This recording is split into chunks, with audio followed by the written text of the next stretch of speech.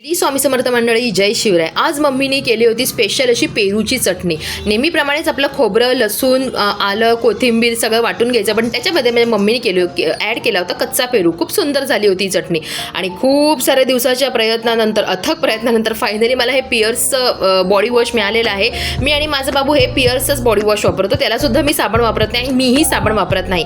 बघा तुम्ही पण ट्राय करून, खूप छान आहे. आणि हे बघा, आज मला एक स्पेशल, खूप वर्षांनी मी ही गोगल गाय बघते आहे. सहसा अशी शहरात बघायला मिळत नाही, पण आज माझ्या दुकानाच्या, जसं दुकानाचं शटर ओपन केलं तसं काचेवरती ही मला गोगलगाय दिसली. गोगलगाईला देवीचं प्रतीक सुद्धा गाय मानलं जातं. तर आज छानपैकी सणासुदीच्या दिवशी मला गोगलगाईचं दर्शन झालं आणि चप्पल अशी छानपैकी मस्त लागली होती मला. ॲक्च्युली सणासुदीचे दिवस चालू झाले की माझं काही ना काहीतरी असं हे चालूच असतं, असू दे.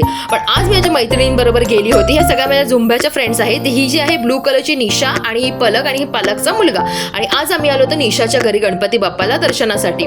खूप घाईघाईमध्ये गेली होती, त्यामुळे छोटासाच व्हिडिओ काढला होता. आणि घरी गेल्यानंतर मम्मीने केली होती छानपैकी कढी. आता ही नुसती कढी लसूणवरती वगैरे फोडणीला दिलेली नाही बरं का.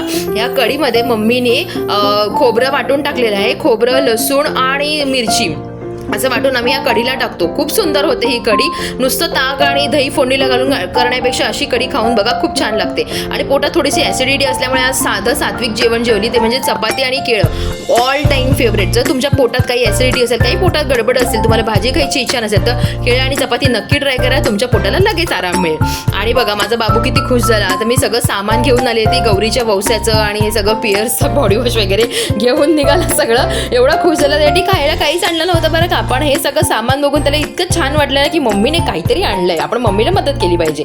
आणि गणपती बाप्पाच्या प्रसादातले हे मोदक राहिले होते, तर मी खायला गेली तर म्हटलं एकच मोदक कसा, तर त्याच्यानंतर कळालं माझ्या मम्मीने छानपैकी असा गोडाचा गाजराचा हलवा केलेला आहे. तो सुद्धा हा मोदक घालून, साखरेच्या ऐवजी तिने सर्व मोदक याच्यात टाकले आणि छान हलवा केला.